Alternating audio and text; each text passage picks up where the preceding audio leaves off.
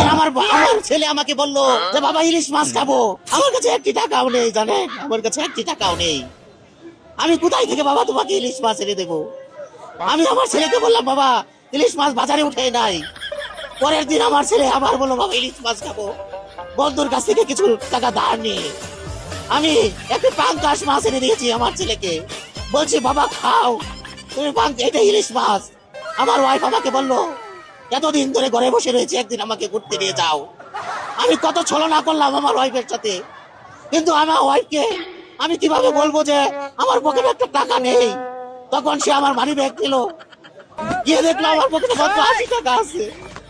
আমার বউ অজরে কেঁদে দিল, বললো আমার আর ঘুরতে যাওয়ার দরকার নাই।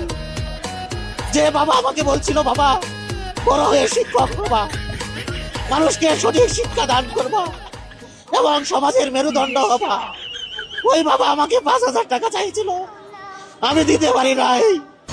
হয়তো বাবা মনে মনে অজরে কেঁদেছে, আবার বলছে আমার ছেলে শিক্ষকতা করে। আমি মাত্র 5,000 টাকা চাইছি আমার ছেলের কাছে, আমার ছেলে এই টাকাটা দিতে পারলো না, দিল না। আমার বাবা তো জানে না আমরা কত অসহায়ত্বের মধ্য দিয়ে আছি।